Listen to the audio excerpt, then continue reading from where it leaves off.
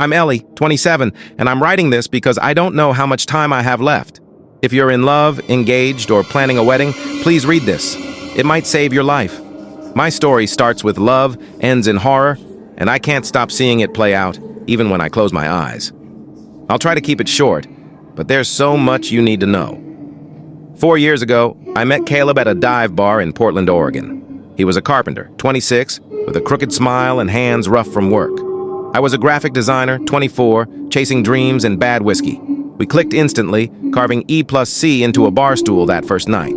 2 years later, he proposed under a willow tree in a rainstorm. No ring, just a promise. I'll love you until the stars burn out. I said yes, soaked and sobbing. But love isn't perfect. We moved in together, shared a leaky apartment, and fought over dumb things. His late nights, my jealousy, money we didn't have. One night, I threw a wine glass at the wall. He left, leaving a note. I need space, Ellie. I still love you. I was shattered. 3 months later, I heard he was dating Lila, a barista. I hated them both, but I missed him more. Then Caleb's brother, Nate, called. Caleb was dead. A drunk driver smashed his truck, killing him instantly. I didn't go to the funeral. I couldn't. I drank myself numb, hoping to forget his smile, his sawdust scent, his everything. A week later, he came back. Not in memories, in my apartment. His shadow lingered in corners, his reflection flickered in mirrors, his voice whispered, Ellie, at 3 a.m. I thought I was crazy. Then the dreams started. Caleb in a foggy meadow, blood dripping from his temple, saying, "We're not done. Come to me." Therapy, meds, even a priest. Nothing helped. The visions worsened. One night, my front door was open, a trail of sawdust leading into the woods behind my complex. I followed it, barefoot, the air thick and wrong. At a clearing, I saw a chapel, old and crumbling, its stained glass windows glowing red. It shouldn't have been there. I'd walked those woods 100 times. Inside, Caleb waited. Not my Caleb. His eyes were hollow, his skin gray, his smile twisted. "You left me," he said, voice like static. He held an iron ring etched with strange symbols. "We can be together. Forever." I ran, heart pounding, and woke up in my bed thinking it was a nightmare. But my feet were muddy, and sawdust was on my floor. The next day, I found a news article. A newlywed couple, married in a chapel near Portland, found dead the morning after their wedding. No cause of death, just frozen smiles and empty eyes. The chapel's description matched the one I'd seen. Then it happened again, and again. Every day a new bride and groom died, always near that chapel. I tried warning people, forums, police, even the mayor's office. No one listened. The chapel's address led to an empty lot, but I knew it was real. I saw Caleb in every shadow, heard his voice in every wind gust. "Come to me, Ellie." Last night I couldn't take it. I drove to the lot. The air shimmered, and the chapel appeared, its red glow pulsing. Inside, Caleb wasn't alone. Lila stood beside him, her eyes as hollow as his, wearing a matching iron ring. "You broke his heart," she hissed. "You don't deserve him." The walls bled, the air choked me, and I felt my life draining. Caleb touched my cheek, his hand ice cold. "Say yes, Ellie. Be mine again." I wanted to, but his eyes weren't his. They were hungry. Wrong. I screamed, "No!" and ran, collapsing in my car. I'm home now, but my windows are rattling, and sawdust is piling on my floor. I found a guest book in the chapel filled with names of couples, all dead the day after their weddings going back decades. At the bottom, in Caleb's handwriting, Ellie plus Caleb forever. If you're near Portland, don't get married. If you see a chapel that shouldn't exist, run. I'm going back tomorrow. I have to stop this. I'm still alive, but I don't know for how long. Thank you to everyone who commented on my last post. Your warnings, your prayers, they gave me the courage to go back to that chapel. I thought I could end this curse, save the couples dying every day. I was wrong. It's worse than I imagined, and now I'm marked. If you're reading this, don't follow me. Don't try to find the chapel. Just listen. Yesterday, I returned to the empty lot where the chapel appears. I brought a flashlight, a knife, and the guest book I stole last time. The air was heavy, like before a storm, and my skin prickled. At dusk, the chapel materialized, its red windows glowing like eyes. I almost turned back, but then I heard laughter, wedding laughter, music, clinking glasses. I crept closer, peering through a window. A wedding was happening. A bride in white, a groom in a tux, guests smiling. But something was off. Their movements were jerky, like puppets, and their eyes were black voids. At the altar stood Caleb and Lila, dressed as a twisted bride and groom, their iron rings glinting. Caleb raised a knife, and the couple screamed, but no one moved to help. The guests chanted, "Forever, forever," as Caleb and Lila slashed the couple's throats. Blood pooled, and the chapel's walls drank it, glowing brighter. I gagged, dropping my flashlight. The chanting stopped. Caleb's head snapped toward the window, his hollow eyes locking on mine. "Ellie," he said, voice echoing in my skull. I ran, clutching the guestbook, and drove home, locking every door. At home, I opened the guestbook. Its pages were yellowed, the ink faded but legible. Hundreds of names, each with a wedding date and a death date. The next day. Some entries were from the 1800s. One name caught my eye. Amos and Clara, 1853. Below it, a note. Bound by the rings, they served the chapel. Every few decades, a new bound couple appeared, always with iron rings. I Googled Amos and Clara. An old newspaper article from 1853 described a Portland couple who vanished after their wedding. Locals blamed a cursed chapel in the woods, said to trap lovers who broke promises. The article mentioned a ritual. A scorned lover could offer their heart to the chapel, binding their soul to curse others. I realized Caleb and Lila weren't victims. They were the curse's new keepers, bound by those rings. Then I found a new entry in the guestbook in my handwriting, though I never wrote it. Ellie, bound to Caleb, 2025. My blood ran cold. I don't know how, but the chapel marked me. Last night I dreamed of the chapel. Caleb and Lila stood at the altar, but I was the bride, in a rotting dress, my wrists bleeding. Caleb whispered, "You promised forever." I woke up with cuts on my wrists, shallow but real, and sawdust on my bed. Today, another couple died. The news said they married in a pop-up chapel near Portland. I called the police again, but the lot's empty when they check. I'm going back tonight with gasoline. I'll burn that chapel down, even if it kills me.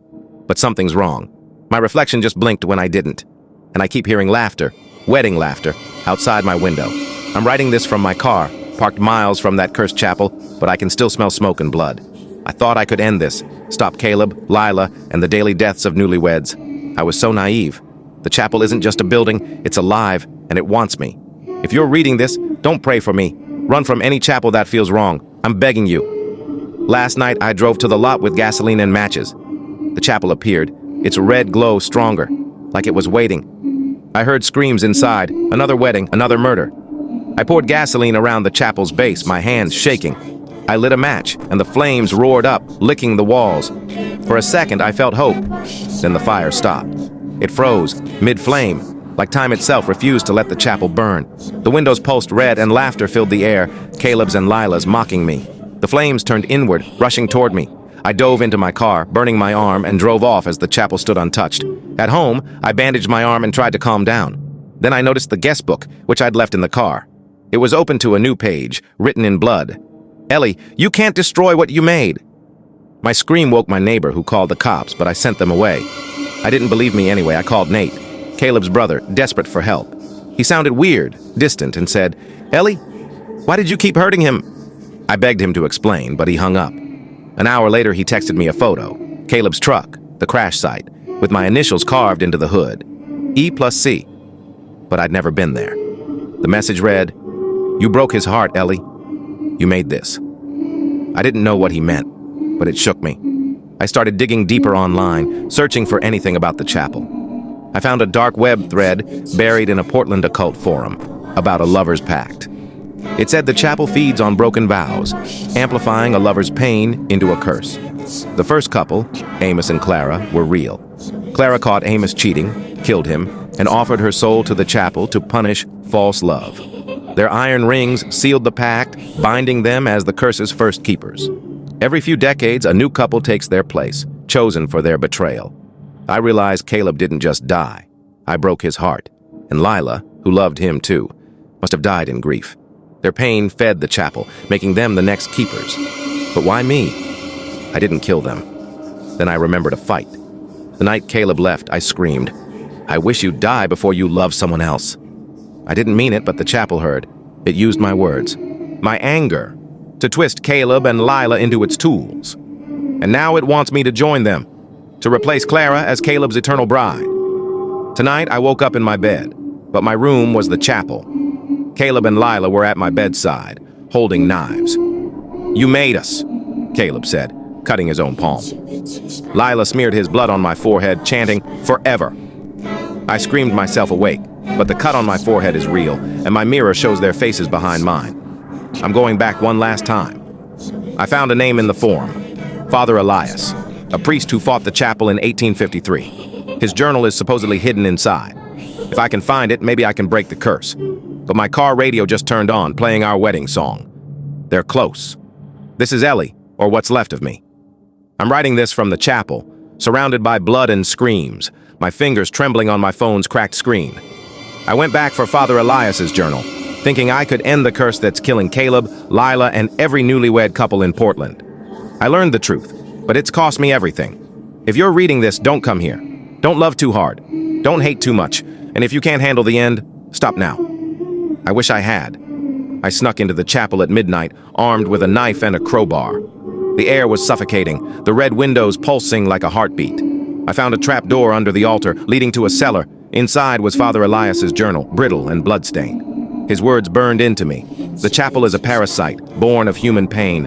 It feeds on broken vows, binding lovers to its will with iron rings. To break it, the bound must forgive. But forgiveness comes at a price. Their souls. Elias described his attempt to save Clara in 1853. He convinced her to forgive Amos, her cheating lover, but the chapel demanded her life. She burned her ring and her soul shattered the curse, but it only slept, waiting for new keepers. Elias warned, the chapel chooses its victims, amplifying their pain to reopen its jaws. As I read, footsteps echoed above. Caleb and Lila appeared, their rings glowing, their faces half-rotted, flesh peeling like old paint. "You're too late," Lila hissed, her voice a chorus of whispers. Caleb held out an iron ring, identical to theirs. "Join us, Ellie. Forgive me, and we'll be together." The truth hit me like a blade. The chapel didn't just feed on my wish for Caleb's death. It used my guilt, my refusal to let him go, to bind him and Lila. I was the betrayal, not just Caleb's or Lila's love. The chapel wanted me all along to be its new Clara, forever killing with Caleb. I tried to run, but the cellar door vanished. The walls closed in and visions assaulted me. Every couple's death, their screams, their love fueling the curse. I saw Nate, Caleb's brother, dead in his car, eyes hollow, a new Guestbook entry. Nate, bound to Lila, 2025. My guilt had spread, trapping even him. In desperation, I tried forgiveness. I looked into Caleb's hollow eyes and said, "I'm sorry, Caleb, for everything. I forgive you for leaving." His face softened, a flicker of the man I loved, but Lila laughed. "You can't undo love." The chapel shook and I felt my heart slowing, my body fading. I had one chance left. I grabbed Elias's journal, burned it with my lighter, and smashed my knife into the altar where the ring's symbols glowed. The chapel screamed, a human wail, and cracks split the walls. Caleb and Lila lunged, but I dodged, slashing Caleb's ring off his finger. He collapsed, dissolving into ash. Lila howled, her form flickering, but the chapel was falling apart, but it wasn't over.